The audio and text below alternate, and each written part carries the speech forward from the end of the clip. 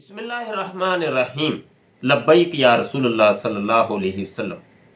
कादियानी मरज़ई अकीदा भी बड़ा अजीब है कि मिर्ज़ा गुलाम कादियानी कहता था कि मैं दलील रखता हूँ इस चीज़ की कि हज़रत ईसा इब्न मरियम फौत हो गए हैं, और इस दलील रखने की वजह से मेरे पास चूंकि दलाइल हैं तो लिहाजा मैं दावा करता हूँ कि मैं ईसा इब्न मरियम। बड़ी अजीब सी बात है कि एक मसले के अंदर इख्तिलाफ होना या दलाइल उसके पास किसी शख्स के पास होना ये एक अलग चीज है, और खुद उस चीज का अपने आप को मिस्ताक ठहरा लेना ये एक अलग चीज है।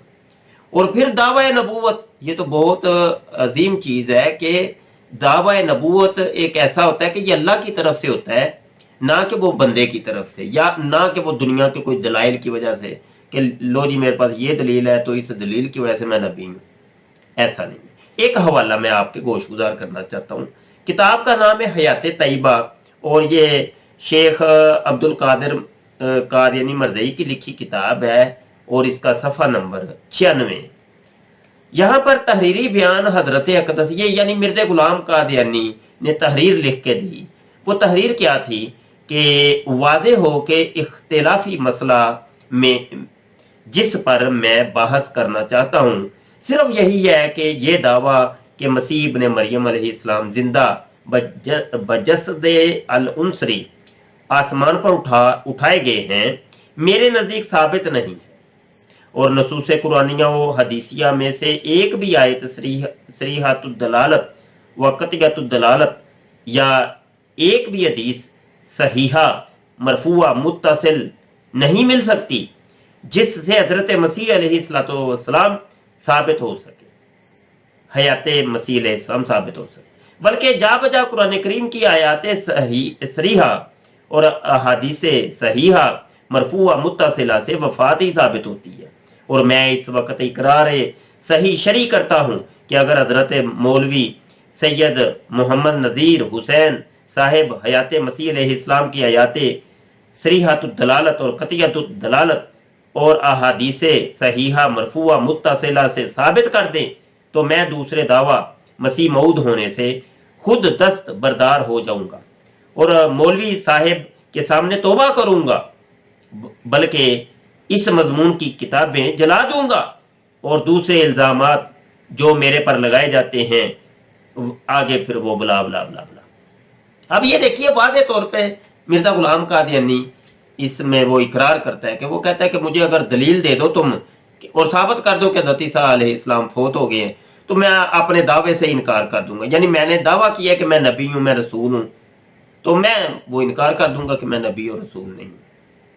अब देखिए इसने नबूवत का मियार क्या बनाया। मियार ये है कि मेरे पास दलील है, इस दलील की वजह से कि वो दलील कौन सी है, दलील ये है कि हज़रत ईसा अलैहिस्सलाम फौत हो गए हैं, ये है दलील, वो फौत हो गए हैं।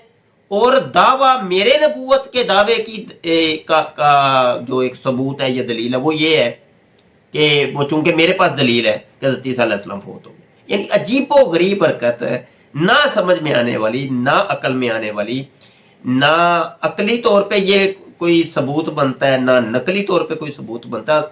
आप देखिए मिर्ज़ा गुलाम कादियानी 52 ईयर तक 52 साल तक जनाब वो ये कहता रहा कि हज़रत ईसा अलैहिस्सलाम जिंदा आसमान पर तशरीफ लेंगे और कुर्ब क़यामत में जिंदा आसमान से नज़ूल करेंगे।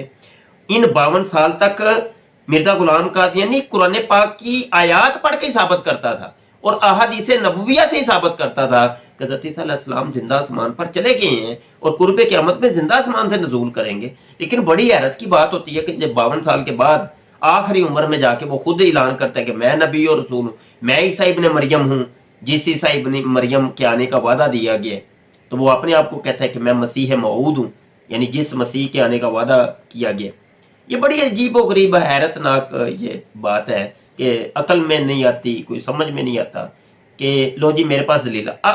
अब देखिए कि यहूदी हैं, कोई यहूदी उठ के उनका रब्बी उठ के ये कहे कि लो जी मेरे पास दलील है कि हजरत उज़ैर अलैहिस्सलाम वो खुदा के बेटे नहीं है, खुदा के बेटे नहीं है, लेकिन वो जो खुदा का बेटा था वो मैं हूं। कोई ईसाई उठ के ये कहे कि लो जी हजरत ईसा इब्ने मरियम حضرت جیزیز یا یسوع علیہ السلام جو ہیں وہ ان کو صلیب نہیں دی گئی بلکہ وہ زندہ آسمان پر اٹھا لیے گئے. اس لحاظ سے یہ میرے پاس چونکہ دلیل ہے تو اس لحاظ سے وہ جو زندہ آسمان پر اٹھا لیا گیا تھا اور جس نے قرب قیامت بھی آنا تھا وہ میں ہوں. کوئی عیسائی یہ کہے، پادری کہے، تو کیا یہ مان لیا جائے گا؟ مسئلے کے اندر اختلاف ہونا ایک الگ چیز ہے.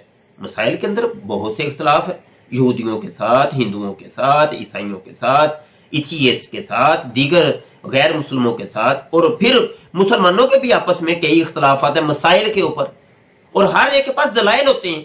اب شیعہ کے سنی کے ساتھ، سنی کے شیعہ کے ساتھ بہت سے اختلاف ہیں.